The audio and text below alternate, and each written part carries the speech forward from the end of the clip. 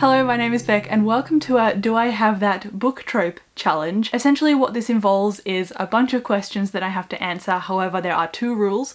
The first rule is that I can only use one book per question for this challenge, and then the second rule is that for every book that I get wrong, that I have to add a minute. But I'm not timing myself, I'm just gonna see if I actually have the stuff on here, so maybe that's cheating, but it's my channel, I can do what I want. So without further ado, let's get into the questions. I'm gonna read off my phone because there's no way I'm gonna remember all of these challenges. So the first one is Love Triangle, a book featuring a character with two love interests. Oh no, where did I put it? I have Red Queen by Victoria Avia. This is a young adult fantasy book, and Mare, the main character, I believe she definitely has two love interests in this book, and I'm not gonna say who, but two.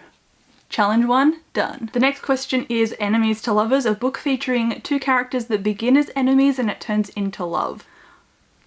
I don't read enough of this. I like this trope, but only if it's done really well. I think I know of one, but I don't know if it quite fits. I'm gonna use it anyway though. And that is if I can find it, because I moved all of these around and now I don't know where everything is. I think Strange the Dreamer, that has Laszlo and Sarai, counts as enemy to lover, just because they seem to be in opposing sides or opposing forces, but I don't know if they were actually like enemies.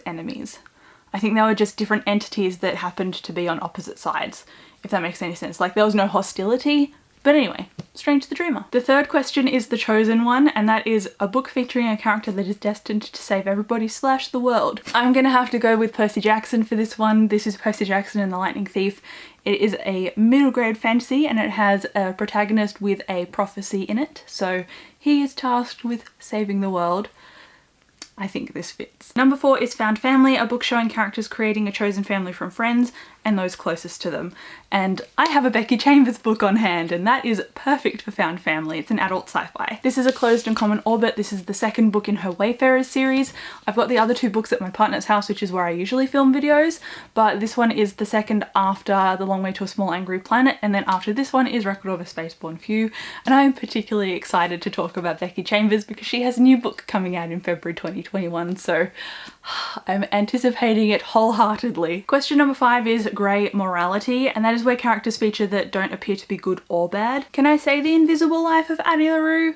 I know V.E. Schwab includes a lot of grey characters in her books because their right way suits them rather than just being the most good way, if that makes— that was a terrible example. I mean chaotic good, so they're not going to go and do the hard thing even if it benefits everybody else, because it won't necessarily be easy for them to do. They're gonna do the thing that they can do that they feel is easiest to get the outcome, and whether that is amazingly good or whether that's just okay, they'll do whatever they need to do and whatever they want to do. So they're not like a heroic kind of character, and they're not a villain. They're just gonna do the stuff in between. So that's what I mean when I say grey. I think Addie counts in here because she's self-serving. Correct me if I'm wrong. Question number 6 is competitions, games or tournaments, and I'm so glad I picked that V.E. Schwab book for the previous question because she has another book that I know has a tournament in it, and that is A Gathering of Shadows. This is the second book in her Shades of Magic series, and I believe she's writing a sequel series to this series. Series upon series, so much content. I really enjoyed these when I read them. I started my year off with them a few years ago and they were a great way to start a year, so I would recommend. I don't talk about Schwab much outside of Addie, but only because I read that one most recently, but I did really enjoy her other work as well. Number 7 is Sibling Rivalry, a book that contains siblings pit against each other. I don't know if this counts, but Ice Wolves? I have a series review for this if you haven't heard of it before. It's a middle grade fantasy. Most of my picks are going to be fantasy because that's just what I read. But this has two twins at the centre of it, a boy and a girl, Anders and Raina, and one is a shapeshifter of an ice wolf, one is a shapeshifter of a scorched dragon, and those fall on different warring sides of the population established in this world. So they're not like sibling rivals, but they fall naturally on different sides just by happenstance. So I feel like this is a 0.5, like it half counts for this question. Number 8 is Revenge Plot, a book that contains character or characters whose motivation is fueled by revenge. I literally have a whole shelf dedicated to this book, so if I didn't pick it, then I don't know who I am. And that is Nevernight by J. Kristoff. This follows Mia, who is an assassin. There's an assassin school, and there's like, oh, there's a tournament in the second book. I could have totally chosen that one as well, but it just didn't come to mind. So revenge plot, Mia avenges her family and goes to the assassin school because she wants to kill the people who caused havoc on her family. So it's definitely a revenge-driven story. Question number 9 is Here Comes the Cavalry, a book that just when your protagonist is going to lose, here comes the unexpected help. There was a Rochelle Mead book that did this, and I hate it when this happens because it's almost like it's kind of pushing everything to the side that has happened to earn our interest so far, and then it's like, but they saved the day, unexpectedly so. It's not really a trope that I love, so I didn't keep that Rochelle Mead book. I can't even remember what it was called. Something, oh, Soundless? I was going to say something with sound, but I'm pretty sure it's Soundless. I got rid of it. So I don't have one for this question except Soundless.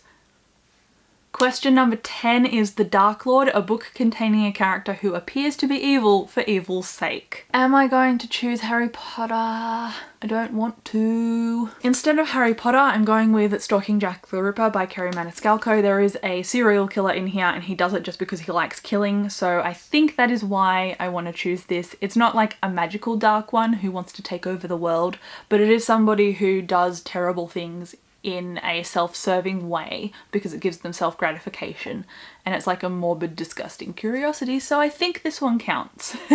I think this one counts for this question, but it's not like a Dark Lord kind of situation. So I just sidestepped Harry Potter and chose this instead. I hope it counts, but in retrospect when I'm editing this I'll probably be like, no. I really just wanted another hardcover to sit up here so everything wouldn't fall down. Question number 11 is The Orphaned Protagonist, a book featuring a character whose parents are either dead or at the beginning of a book. Again, I don't want to choose Harry Potter. Robin Hobb. No. Chivalry is alive. This doesn't count. If I was doing this the proper way, I would have added a minute to my time. I think this one counts. Magnus Chase. This isn't the first book, but Magnus Chase in the Gods of Asgard.